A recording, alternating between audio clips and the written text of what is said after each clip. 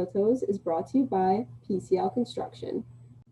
Hi everyone, welcome to Women in Steel Toes, Boots on the Ground, episode 9. Today I'm here with Jenn Wakefield, who is a project manager / estimator.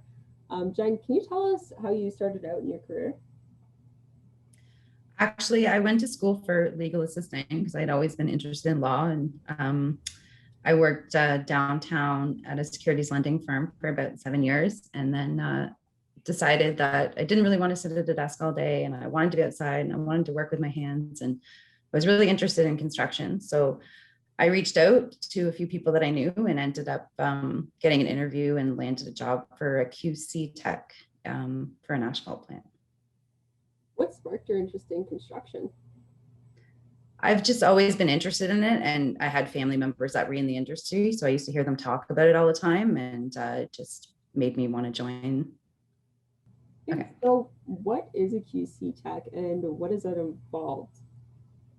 So my position of QC tech was basically in the lab the majority of the time. We would take samples, asphalt samples from the plant whenever they were running, to make sure that they were matching the specifications that we had provided to the client, specifically like gradation, air voids, and AC content. And then we would also receive pours from the field and test them for compaction as well. What does all of that mean? So you were testing asphalt. Whenever you pull for gradation, what is the importance for that in the road? Whenever we're paving a job, we always get a mix design from a mix design lab that is combining our aggregates and our AC together, and they're coming back and telling us, like, this is the proper amount of this size of aggregate that you need to combine with this size of aggregate with this much AC to create a quality asphalt product that meets the specifications that the client is looking for. So basically, all your QC tech, it's really important in the industry, because if you're not checking your material, if you're not doing that, you can end up with a road that you get asphalt chunks out of it if your gradation isn't right, if your AC content is off. Not only that, like, they also take we call them QA samples of their own. And if your samples fail, you could be removing the road, or you could be looking at some serious penalties on your contract. That's pretty serious. Yeah, it's a pretty important job. Yeah. That is. So where did you go from QC tech? Did you stay at them for a while, or how have you progressed? They had an opening for like an administrative assistant at the front office. So I went there for a little bit, and I did some payroll and learned a little bit about the operations from the office perspective as opposed to the lab perspective. And then I spent about a year there, and then an opening came up to cover for somebody at the aggregate lab, which I hadn't been a part of before. So I decided to go, and I spent a couple of years at a different lab that did asphalt testing and aggregate testing. So like Proctor's and soils testing and stuff. And then they landed a pretty big highway, brand new build job. It was over 300,000 tons of asphalt, and they were looking for an administrator on that job. So I applied, and I got the job with QC plan administrator for that major project. That's pretty cool, because major projects, that's like in Ontario, I'm assuming that's like a 400 series highway, which is major highways, multiple lanes, always busy. It was it was a pretty massive project. It's still one of my favorites for sure. What's one of your favorite moments from that project? There was one day where we combined 4 different asphalt plants together to put down 8,000 tons in one day. And we had, I think, 3 pavers going side by side. And we made it just before midnight. We put down 8,000 tons, and we started at 6 a.m, and we were done at about, I think, 10 to 12. So we just made it before it was the next day. It was pretty amazing. That's an insane accomplishment too. I bet everyone was very tired, but very happy. Yeah, we were all pretty proud. It was a lot of planning and a long day, but it worked out really well. That's so awesome. Yeah. So from there, I know you're in this project manager estimator position. How did you progress that way? After spending the summer on the highway job, all of a sudden the asphalt plant shut down for the winter. And I remember coming back after Christmas and I was like, so what do I do now? The job's done. And my manager at the time said that they wanted me to start learning estimating. And I thought that was insane. I would never be able to do this. I don't understand it. I didn't go to school for this, right? I don't know how I'm going to do this, but I started playing with the program and just started looking at some previous estimates of jobs that we had done and looking at the costs. And yeah, I'm sure I gave them some pretty ugly bids at the beginning. I wish I could see them now, but eventually I figured it out. And then I started doing the majority of the estimating for that division, as well as managing projects. That's and that's awesome too, because estimating is very hard. Like every project's so different. All the specs are different. Like there's a lot of little things to catch when you're doing an estimate. Yeah, it was a lot to learn at first. And like I said, I didn't think I would ever figure it out. And I don't think I fully have, but I'm definitely more confident now and with some experience. And you start to learn the different municipalities or provincial jobs, what they're looking for and what you need to include. And I didn't even know how to read drawings before I went on that job. So it was just all, I was lucky enough to, like, I had really good managers that they saw, I think, potential in me that I never even knew that I had, and some awesome superintendents and foremen too, that I wasn't afraid to admit that I didn't know. And I think that made other people more open to teach me. And if I didn't admit I didn't know, they probably wouldn't have, wanted to teach me those things. So admitting you don't know something is actually a really good power. Yeah.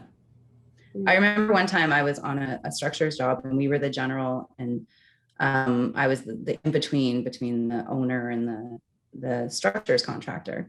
And he was talking to me about bridges. And I'm like, I don't know anything about bridges. We're a paving contractor, right? Like we don't typically do this. And I said, you got to talk to me like I'm 5 years old and explain it to me so that I can explain it to the owner, right? And I mean, he kind of laughed and I'm like, yeah, it's funny, but I'm serious, right? Like I don't know, and I'm not scared to say I don't know. But I'll always also try and find the answer too. So. Works. And I find sometimes too when you're like, I don't know, and you make someone explain stuff that you find other things in those answers as well. Like you come up with solutions or issues that you might have not otherwise seen. That's right. So now you're a project manager, estimator. What's your day like now? Now it's a lot of looking at numbers, to be honest. Like doing a lot of the estimates and then looking at the financials of our jobs and just comparing cost and making sure that we're on track. And if we're not, find out what's going on with the project and why it's behind and how we can possibly make that up the next day we go out there, or, within the next couple of weeks.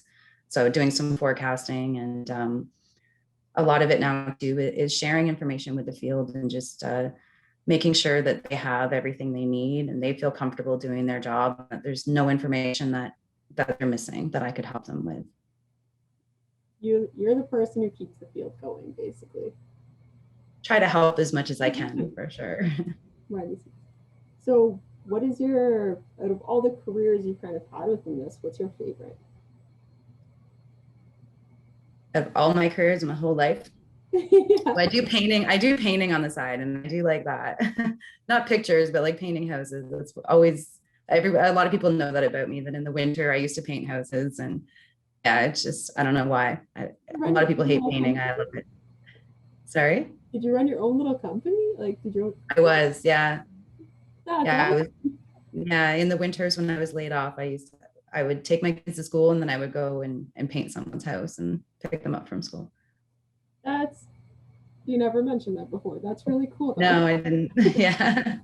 Yeah, that's one of my things. But I like what I'm doing now. I think that, I mean, the big highway job was definitely one of my favorite jobs. I do love being in the field. I absolutely love it. And last year I was running my own provincial job with a couple of subcontractors. And at first I was terrified, but I ended up loving it. It just, yeah, I'm happy where I am right now, for sure.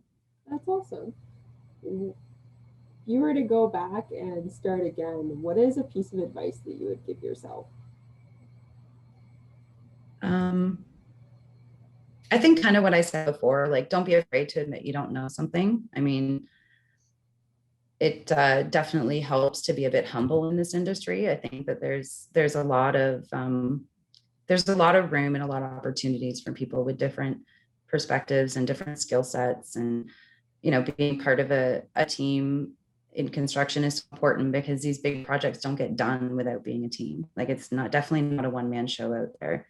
And I think one piece of advice I would have given to myself probably would have been, don't be so nervous. Right? Because at first, going to site, uh, like, it's evolving and women are becoming more normal on site.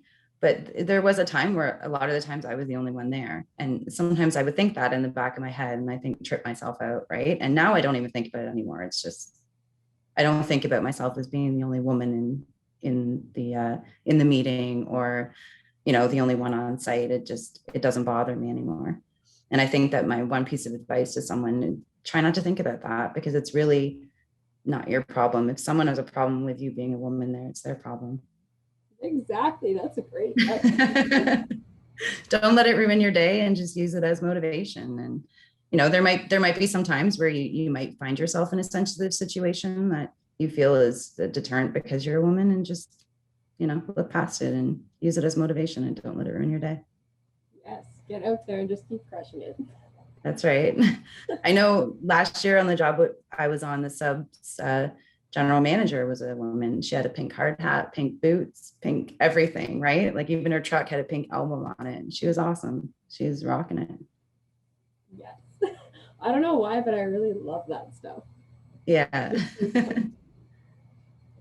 What is something, just one last question before I wrap up, what is something that excites you about your career? I think a lot of it is there's so many challenges, and I find challenges very motivating.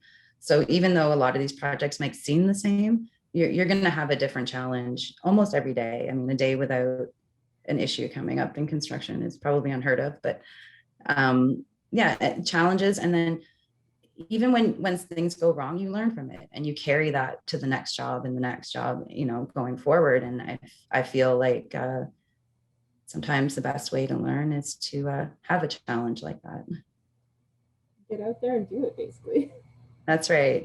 That's awesome. So thank you very much for coming on the podcast today. I appreciate you taking your time. I know you're busy with paving season starting. Yeah, it's getting busy. Is there anything else you'd like to leave us with?